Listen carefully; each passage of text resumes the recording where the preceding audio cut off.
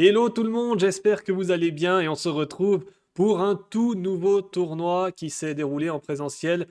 L'année passée, j'avais joué le tournoi fédéral à Payerne. Cette année, j'ai décidé de rejouer ce tournoi qui s'est déroulé lors du week-end de l'Ascension du 18 au 21 mai 2023.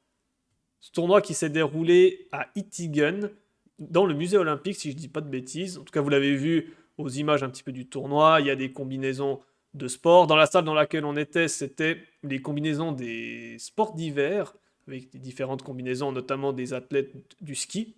Alors, le début du tournoi, il y a eu quelques soucis au début avec l'organisation. Certains joueurs ne s'étaient pas présentés à l'accueil parce que, si vous voulez, le paiement était possible en ligne.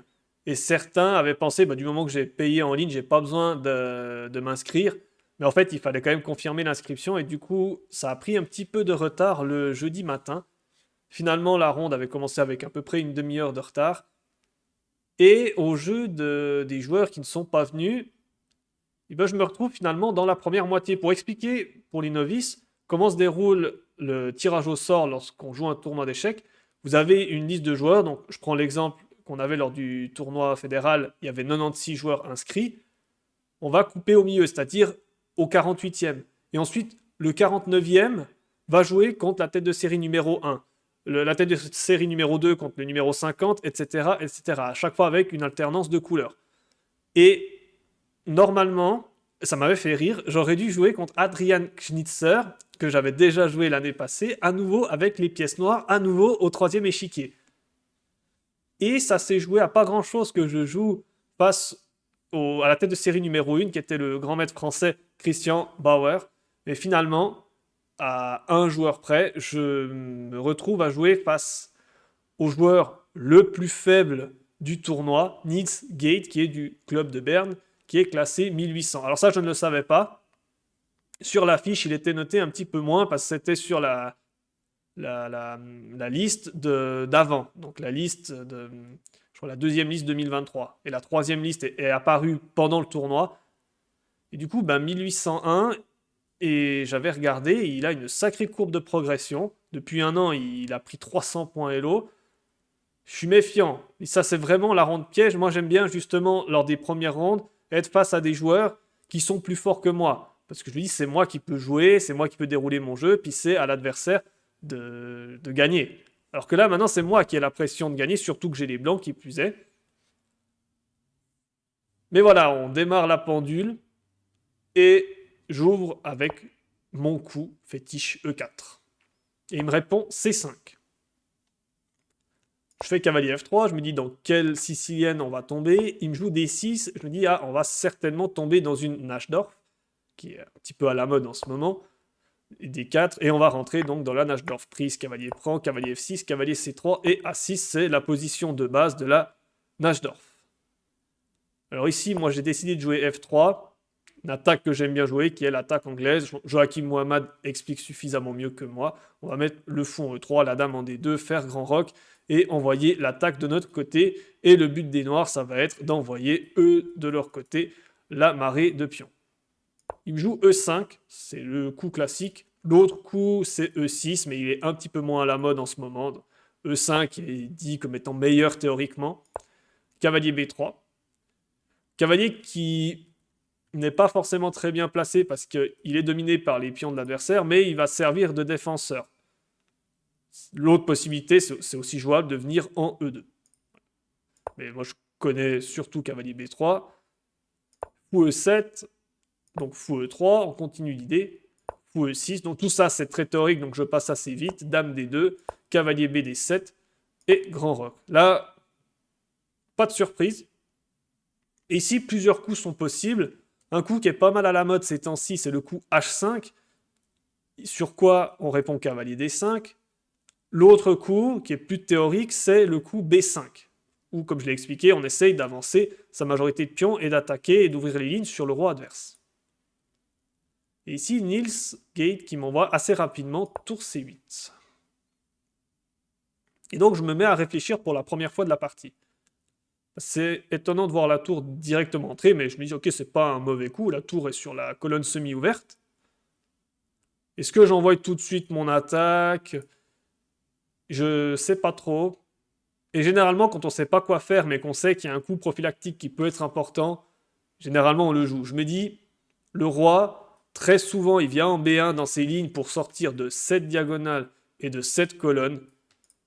Ça mange pas de pain de le jouer, donc je joue roi B1. Qu'est-ce qu'il peut jouer? Alors à nouveau, H5, B5, petit roc, pourquoi pas. Il joue cavalier B6. Et à nouveau, très très vite, lui, est-ce qu'il est préparé? Parce que normalement, justement, le pion, il est ici en B5 et il peut soutenir le cavalier. Quand les noirs jouent cavalier C4, après fou prend, des fois des idées, on peut jouer pion prend, attaquer le cavalier et attaquer sur la colonne B. Donc ça fait beaucoup de flèches, beaucoup de couleurs, mais je vous montre un petit peu l'idée. Je vais jouer, admettons B5, admettons G4, cavalier B6, H4, cavalier C4. Sur fou prend, pion prend, on attaque le cavalier doit s'écarter, et on peut commencer à jouer. Alors, non, pas dame B6, c'est pas une bonne idée, mais tour B8. C'est peut-être pour ça tour C8 n'est pas le plus précis, parce que du coup, on perd un temps à remettre la tour en B8. Mais il peut y avoir des attaques sur cette colonne, le pion A qui peut avancer. Ça peut être des idées. Mais maintenant, vu que le pion sur cavalier B6, le pion il n'est pas en B5. Donc sur cavalier C4, fou prend C4, il sera dans l'obligation de reprendre du fou. Et vous allez voir, il va perdre un petit peu de temps. Moi, je me dis, il ne faut pas que je perde de temps. Je sais que c'est une course, la Najdorf. Donc j'envoie G4. Il joue cavalier C4. Donc il attaque la dame et le fou. Et je me décide à jouer fou prend C4. Il reprend fou prend C4. Et j'hésite un petit peu dans cette position à tout de suite jouer G5. Mais sur G5, je me dis, il y a des possibilités de jouer cavalier H5. Et ce cavalier en H5, ben, il va bien défendre parce que je vais jouer H4, mais après, mes pions n'avancent plus vraiment, tant que ce cavalier est en vie. Il va pouvoir roquer tranquillement sur l'aile roi, jouer G6. Je dis pas qu'il n'y a plus de danger pour lui, mais il a un très très bon défenseur. C'est pour ça que j'essaie de lui mettre un petit peu la pression et je joue d'abord H4. Et à nouveau, il m'envoie tempo B5. Là, on est au 14e coup. Je n'ai pas noté le temps ici. Mais il m'a joué vraiment tout ça, quasi tempo. Moi, je suis pas forcément confiant parce que j'ai pas non plus révisé mes ouvertures à fond. Je sais pas s'il y a des lignes, quels sont l'ordre de coups qui sont plutôt recommandés. Est-ce que justement je dois jouer H5 pour éviter que le cavalier vienne en H5 avant de jouer G5? Mais là, avec cette idée, si je fais H5, le problème c'est qu'il a B4. Et j'ai pas le temps de faire G5 parce qu'il va pouvoir prendre en C3 et contre-attaquer sur la dame en D2. Donc sur H5, B4, je dois jouer cavalier D5. Et après, il va prendre, cavalier prend, pion prend. Et maintenant, j'ai un pion qui se retrouve sur la case qui est censée être la case forte pour les blancs dans les nages d'or, qui est la case D5. Et j'ai pas envie de voir ça. C'est pour ça que je joue d'abord G5. Alors, il peut pas vraiment jouer B4, parce que sur prise, prise, prise, prise, on récupère la dame à la fin. C'est aussi l'idée d'écarter le roi en C1, parce que ce genre de tactique fonctionne. Si le roi est en B1, c'est pion prend D2 sur échec. Donc c'est aussi pour ça que le coup roi B1 est utile dans ces variantes. Donc il écarte le cavalier, et il va l'écarter en H5. Et maintenant, je me dis, je vais en D5 avec mon cavalier, avant qu'il ait eu le temps de jouer B4 et de me le chasser. Et aussi important, il ne faut pas que les noirs puissent jouer D5. Alors là, c'était pas forcément trop grave s'ils le jouaient, mais je ne dois pas laisser la possibilité aux noirs de jouer D5, sinon ça va régler tous leurs problèmes. Donc j'envoie cavalier D5, le cavalier qui est très très bien placé. On a des idées par exemple de prendre en E7 et de jouer dame prend D6 derrière. Mon adversaire ne veut pas laisser ce cavalier trop longtemps, il joue fou prend D5. Donc voilà, il a fait fou prend C4 pour fou D5. Et maintenant je peux reprendre de la dame. Et du coup, utiliser cette case forte par la suite. Et vous allez voir, c'est ce qui va se passer dans la partie. Je lui dis, ok, on est au 17e coup, je pense que là, il va réfléchir un peu. Non, non, il vous dame C7 à nouveau, quasi tempo. Et là, je commence quand même à suer un peu, parce que il connaît. Moi, alors, je connais les idées, mais après, à nouveau, les ordres de coups, je ne les connais pas par cœur. Et je suis pas forcément non plus dans la plus grande confiance qui soit, donc je commence un petit peu à m'inquiéter. Surtout qu'il a 1800, et ça je le sais pas hein, dans la partie. Je vois sur la feuille il a 1750. Comment je défends mon pion C2? Tour C1 me paraît un peu passif. J'aime bien cette tour sur la colonne D pour l'instant. Tour D2, je trouvais pas ça très harmonieux de ne plus lier les tours. Pour tour H2, même discours. Et je me dis, finalement, cette case D5, est-ce qu'elle serait pas bien pour mon cavalier? Et je décide de faire un coup de retrait. Je fais Dame D2. Dame D2 également, ça me permet de bien replacer ma dame. Ma dame a fait son travail de prendre le pion D5 pour pas que ce soit le pion qui le prenne. On a l'impression que c'est un aller-retour un peu stupide, mais pas tant que ça. Et mon idée, c'est cavalier C1, cavalier E2, cavalier C3, cavalier D5, pour autant que mon adversaire me laisse le faire. Et à nouveau, il me joue tempo G6. Mais quand est-ce qu'il va s'arrêter de jouer tempo? 18 coups tempo. Alors moi, je continue mon plan. Je fais cavalier C1. Et j'espère au fond de moi qu'il ne joue pas A5. S'il fait A5, cavalier E2, B4, il va me contrôler la case C3 et je vais avoir beaucoup plus de mal à venir en D5. Alors j'avais peut-être pensé à des idées de F4, éventuellement pour casser la structure. S'il prend, je peux reprendre du cavalier et sa position elle est plutôt bonne parce que son pion D6 qui est arriéré, maintenant il y a cette diagonale qui s'est ouverte pour le fou. S'il fait cavalier prend, fou prend, déjà on le voit, il y a énormément d'attaques sur le pion D6. Et puis s'il ne prend pas, comme un coup comme petit roc par exemple, alors je ne dois pas prendre. Si je prends, il va reprendre. Ouverture de la colonne D, mon cavalier qui est dominé maintenant par ses pions et son cavalier, mon fou en E3 qui a plus vraiment de cible, ça c'est pas bon. Par contre, continuer à avancer avec F5. Ça c'était une idée pour continuer de mettre la pression, mais c'était un petit peu plus compliqué. Et quand il me fait petit roc, ah là je suis soulagé. Il l'a joué aussi, alors pas de tempo cette fois-ci, mais il l'a joué assez vite. Et je suis soulagé. Maintenant, je fais cavalier E2. On est au 20e coup. Moi, il me reste plus que 48 minutes. Et lui, il me joue tour FD8 et il lui reste 1h20. Donc, il lui reste encore énormément de temps. Et là, il va se passer un truc dans cette partie. Alors moi, je fais cavalier C3, tempo, je continue. D'un seul coup, il me regarde, puis il me dit « Mais tu peux pas jouer cavalier C3 ?» Je lui dis « Mais pourquoi ?» Puis il montre « Ton cavalier était en C1. » Je lui dis « Mais non, mon cavalier était en E2, qu'est-ce que tu racontes ?» Puis en fait, il regarde sa feuille de notation, puis il avait oublié de noter mon coup. Il a fait « Ah oui, pardon, j'ai oublié de noter le coup, et excuse-moi. J'étais tout désolé. » Alors, je ne sais pas si c'était une tentative d'intimidation ou si vraiment il n'avait pas vu. C'est gros quand même de dire ouais, t'as mis ton cavalier là pour le mettre là. Alors, c'est pas du tout mon genre de tricher, quoi que ce soit. De toute façon, comment tu veux tricher aux échecs, surtout sur l'échiquier comme ça. Bon, voilà. Ouais, c'est une petite anecdote que je souhaitais vous raconter. Mais du coup, il est un petit peu embêté parce qu'il ne va pas empêcher le cavalier de venir en D5. Et ce cavalier va être absolument monstrueux. Vous allez voir ça. Alors il joue dame B7, il se prémunit des attaques cavalier D5 qui attaqueraient sa dame. Je viens quand même en D5. Et maintenant, moi, j'ai réussi mon pari stratégique. Mon cavalier qui en B3 ne servait à rien, en 4 coups, il est hyper bien placé en D5. Et là, je sais que je suis mieux. Je ne suis pas encore forcément gagnant, mais je suis mieux. Il n'y a qu'à voir, en fait, mon cavalier est super, son cavalier est dans le bord. Son fou est mauvais, mon fou est bon. Finalement, il se contente de l'attaque sur la colonne C et d'une éventuelle attaque sur le roi. C'est un petit peu sa seule chance de pouvoir faire quelque chose, c'est de m'envoyer une attaque sur le roi. Et il lance cette idée, il fait tour C6.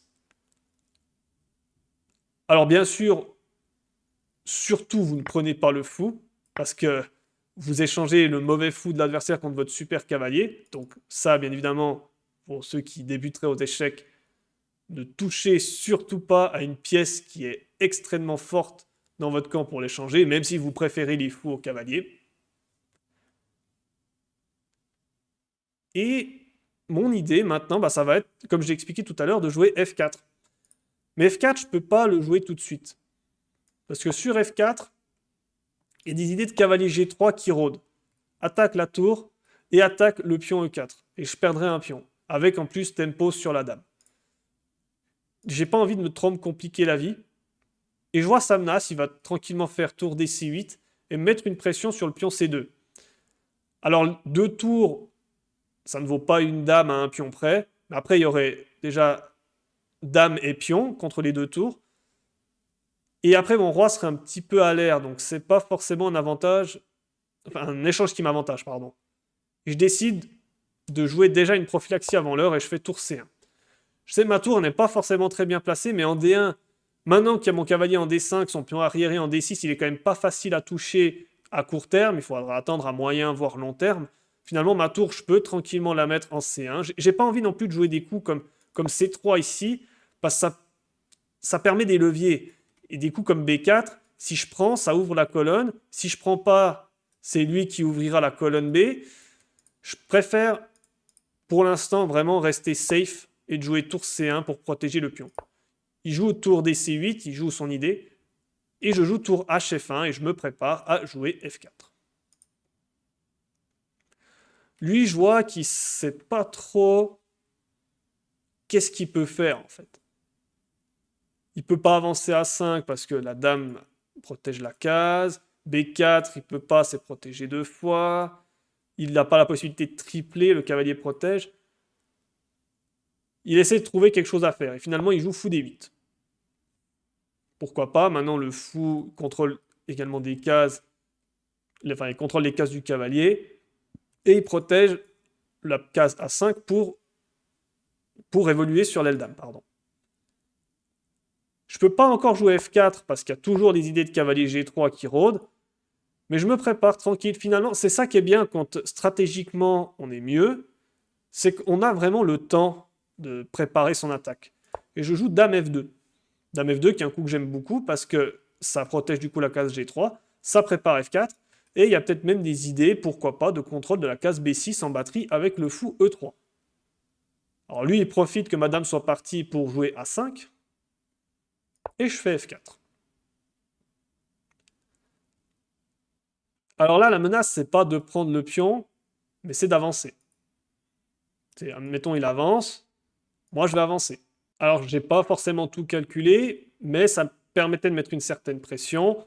J'ai la dame et la tour qui sont en batterie pour mettre une pression sur F7, voire même sur F8 pour des cas de maths. C'est pas simple pour lui. Mais du coup, il va décider de prendre ce pion. Il décide de jouer E prend F4. Du coup, je décide de jouer fou prend F4. Je rajoute une petite pression maintenant sur D6. Et mon idée, ça va être pourquoi pas de revenir en E3 pour venir en D4. Maintenant, cette diagonale A1, H8 est très ouverte du côté de son roi. Et il va décider de jouer cavalier prend F4. Et je fais dame prend F4. Finalement, il échange son cavalier du bord contre un fou qui était assez actif. Mais le double effet qui se coule, c'est que maintenant, mon pion va pouvoir avancer en H5 et je vais pouvoir ouvrir des lignes, prendre en G6, voire pourquoi pas venir en H6 pour attaquer sur cette grande diagonale. Il joue B4, il essaye de son côté de m'attaquer également. Et là, je sais que je suis mieux, je sais que je suis même quasi gagnant. Et je réfléchis, est-ce que je dois jouer prophylactique et défendre? Est-ce que j'ai le temps d'attaquer? Et là, j'ai réfléchi assez longtemps. J'ai essayé de voir ce que j'avais calculé, parce que ça fait une semaine maintenant que cette partie s'est déroulée, même un peu plus.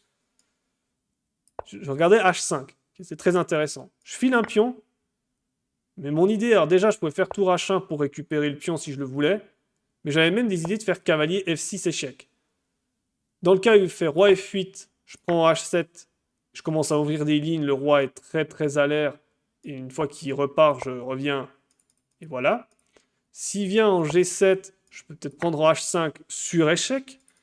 S'il prend fou prend, là je peux jouer G prend et je commence à menacer dame H6. Là une menace qui est quasi imparable, c'est dame H6, dame G7 mat. Il doit jouer roi F8, il doit s'en aller. Sur roi F8, je peux faire tour G1, continuer d'attaquer. Je vais pouvoir faire dame H6, aller gagner tous les pions de l'aile roi. Et finalement, moi, à l'aile dame, tous mes pions sont encore là. Et je ne risque...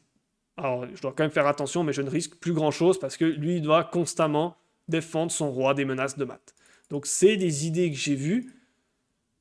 J'essaie de regarder s'il fait A4.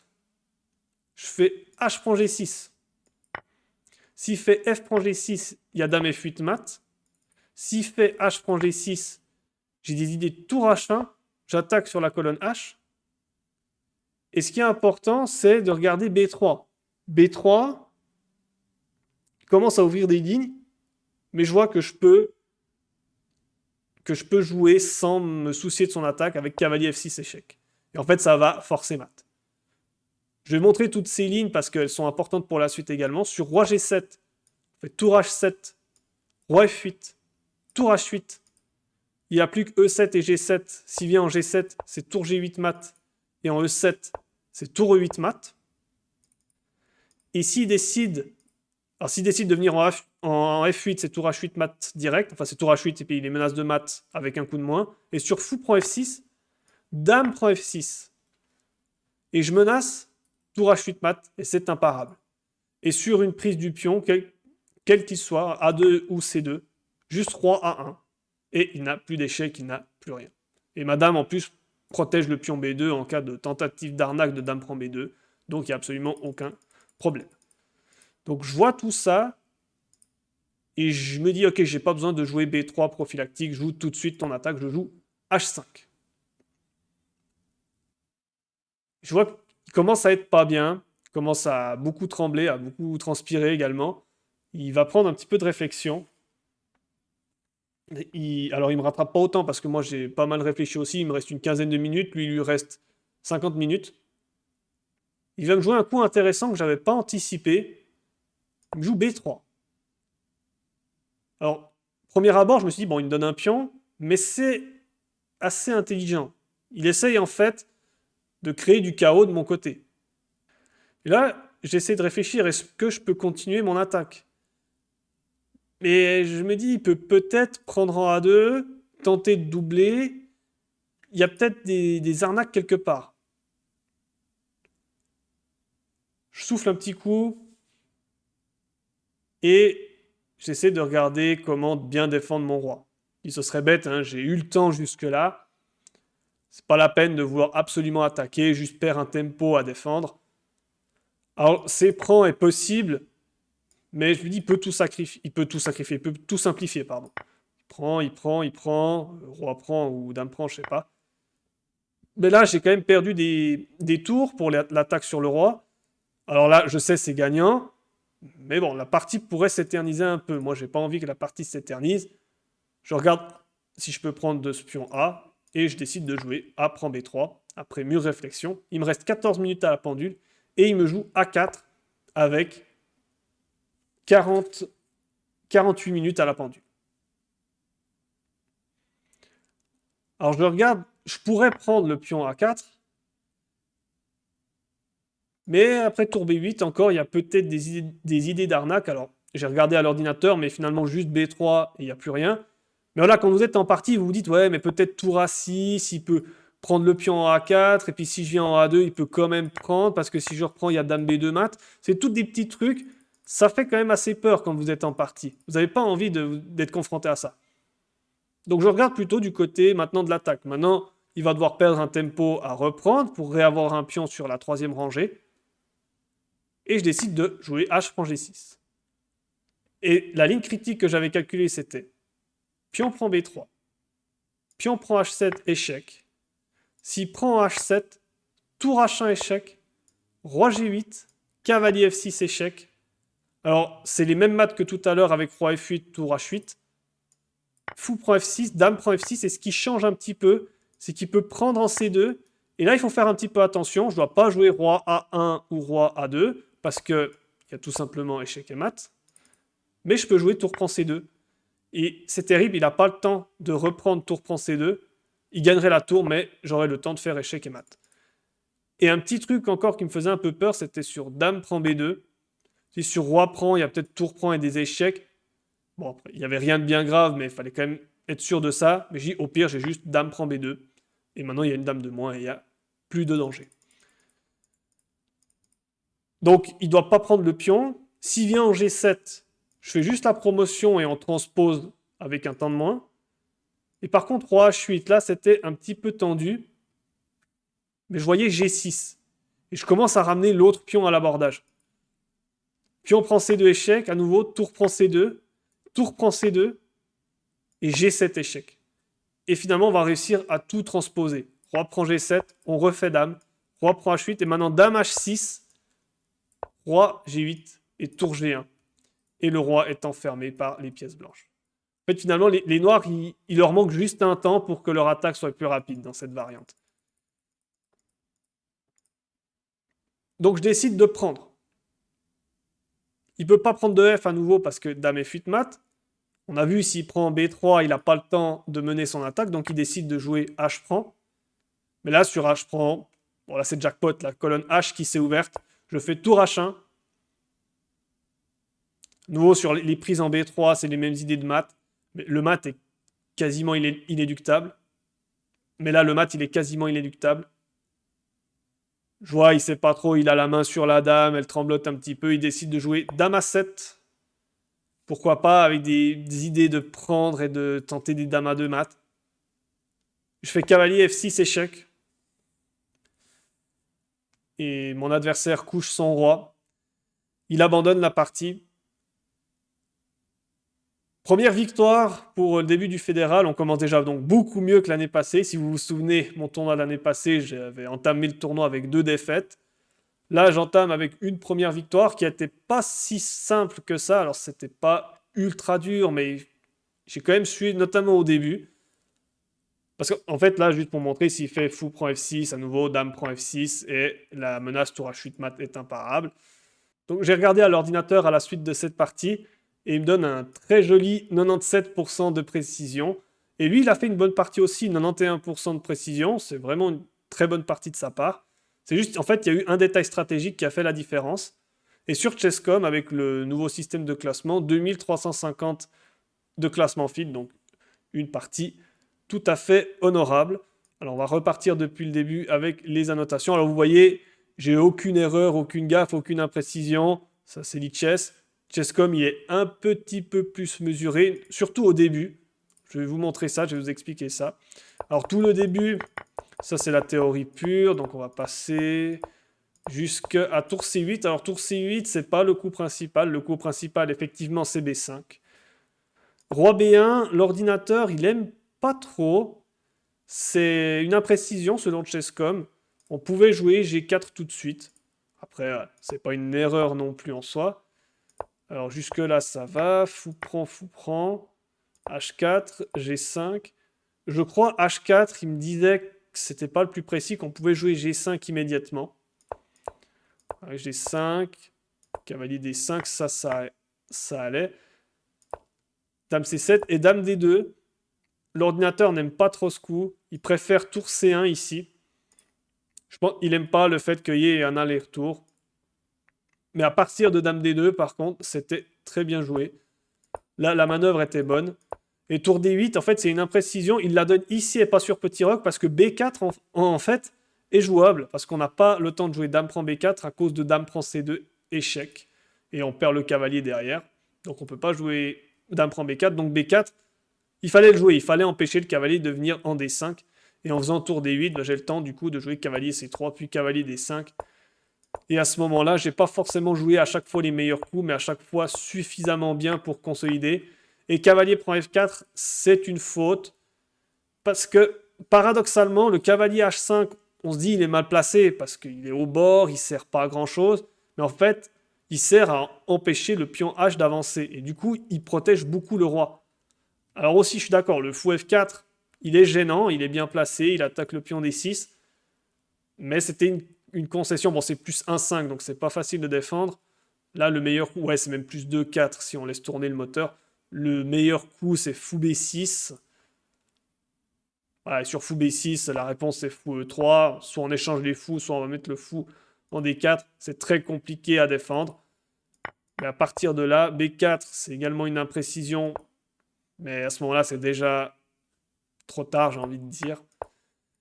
Et sur le final, alors Dame A7, il dit que c'est une gaffe parce que le mat est inéluctable, mais je crois qu'il devait faire un sacrifice de dame pour ne pas se faire mater. Donc autant dire que les carottes étaient cuites. Et abandon ici, après cavalier F6. Donc une bonne partie dont je suis assez content, commence finalement ce tournoi fédéral plutôt bien. Je vous avoue que j'ai un peu d'appréhension sur ce tournoi au début parce que je suis pas dans une forme étincelante. Mon objectif, je vous le dis, hein, mon objectif, c'est de faire au moins 3 points. Donc dire, j'ai pas des attentes qui sont extrêmement hautes, mais après on verra si le tournoi se déroule bien. Pourquoi pas avoir des attentes qui sont un petit peu plus hautes. Qu'est-ce qui va se passer dans la suite de ce tournoi? Eh bien, vous le saurez dans la prochaine vidéo. Ciao, ciao à tous.